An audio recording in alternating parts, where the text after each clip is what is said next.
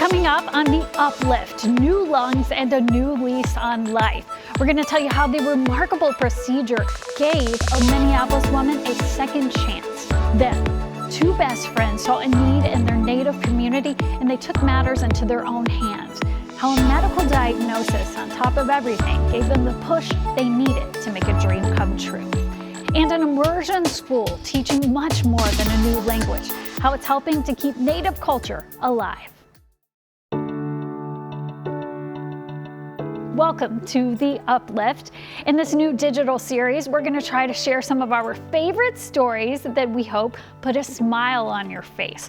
It's our goal to lift your spirits for at least the next 30 minutes and hopefully for a lot longer. I'm Susan Elizabeth Littlefield. Thank you so much for being with us.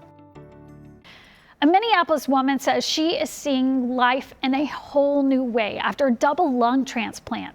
64-year-old Tanaz Emili was diagnosed with stage 4 lung cancer last January. Her initial treatments didn't work and she was given just months to live. That's when her husband reached out to Northwestern Medical. They've had success before with double lung transplants on people with the same cancer that she had. She had surgery in July and now is cancer-free and finding joy in all the little things. You appreciate every single minute of your life. Living in Minnesota with a lot of snow and cold weather all the time. Now I look at the snow and I go like, oh, it's so beautiful. Her doctor says her double lung transplant is rare and they are definitely a success to celebrate. We have some great news to share now about a choir in Bloomington.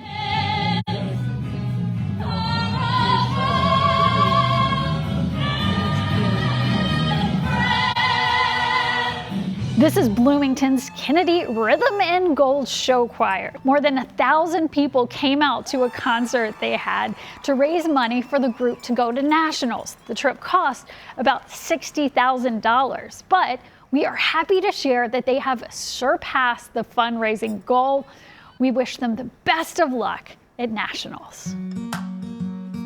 It's a first of its kind business in Minnesota, and it is fulfilling a big need. Fire Mountain Fabrics exclusively sells native prints. It's owned by two native women. WCCO's Marielle Moe shares why the road to making their dream come true wasn't easy. I like this one. I like this one. You guys have so many favorites. These aisles of colorful fabrics became a playground for these little girls. They're all native students from Bedote Learning Center. In the classroom, they drew up their dream designs of powwow skirts. Then their teachers brought them here on a field trip to Fire Mountain Fabrics to bring those designs to life. Oh my God! Dad, this is so pretty. This is a place for these kids to get in touch with their culture and identity. This one's a makwa. Ooh, that one's really pretty. What do you call that? Makwa. Makwa? What does that mean? That means a bear in Ojibwe. Seeing those kids even speak Ojibwe, that was pretty cool. This is why we're doing this. Arlene Fairbanks and Jessica Travis are the owners and best friends. They wanted to start a business that sold native fabrics because the big box stores never had what they needed to make native regalia. So you either have to travel to go find it or you order it online. Fire Mountain Fabrics was born so quickly. It started as an idea back in August, then 2 months later they were selling these fabrics online. 4 months after that, in February, you could buy these fabrics in person. Building the business quickly felt like the only option. And I just remember thinking, holy cow, they gave me 6 months. 6 months, and it was stage 4 ovarian. Arlene's cancer diagnosis changed her focus instantly. And I was just devastated, really. And I remember driving with my son back home, and it was like, what's important now? When you go through treatments like she was and just watching that, there's no better time than today to make your dreams come true. The two made their dream happen and put the word fire in their store name, which symbolizes healing in native rituals, which is ultimately what the store is doing. It's definitely kept me with the will to just keep moving forward. Look at me. In Brooklyn Park. Knees this way. Marielle Moe, WCCO 4 News. Languages that once dominated the Midwest are disappearing. The U of M estimates that there are as few as 1,000 native speakers of Ojibwe in the U.S. The Dakota language is in similar shape. But there is a local group trying to change that, and it starts with the smallest learners out there. Erin Hazanzada takes us to a very special immersion school. Here in Minneapolis, these tiny voices are speaking boldly, a language that has all but disappeared. We only speak Ojibwe to them. I'm very strict about no English in the classroom. Immersion teacher Liz Zinsley is leading the charge here to revive it. They're just living in the language, or living in the culture. It's in the lesson plans. We'll smudge to open things up for the day, and we talk about things like the name of the month in Ojibwe, so it's like the name of the moon.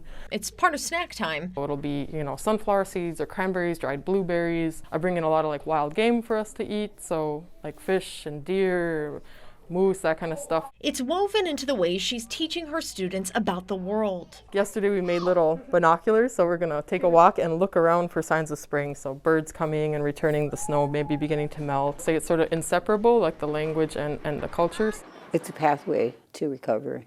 Jewel Arcorn is the executive director here, an act in and of itself that took great persistence. Any time we speak our language, any time we eat our traditional foods, it's an act of resistance. It's this acknowledgement that we have survived a genocide, but you are better off if you have that really strong foundation of where are you from, who is your people, what's your language, and really helps you go further into, what is your purpose here as a little person.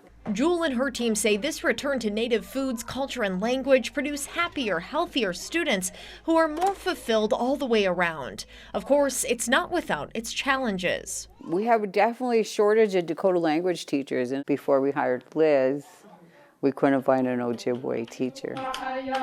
The school started an apprentice program to grow more teachers like Carissa Ficken. So I'm just soaking it all in. We have the older ones who are really picking up the language and using it and becoming really bilingual, so that's really motivating. So is the fact that the tiniest learner here is Carissa's. She's starting to speak the language, so it's cool, it's like our work is paying off, we're doing good here. It's not just about language revitalization. It's about connecting to a culture, an identity. And you're reconnecting with your true identity as an Anishinaabe person. There was generations where this wasn't an opportunity, but now this is becoming more of a realistic opportunity for people. So I think that's a beautiful thing. Planting that seed and watching it grow. They say when one elder dies, it's a library closing down. So it's like we're doing the work, so we're opening up more libraries in that way. That's just part of keeping it alive. Still to come, a Minnesota bus driver is being called a hero. What he did to save a child's life.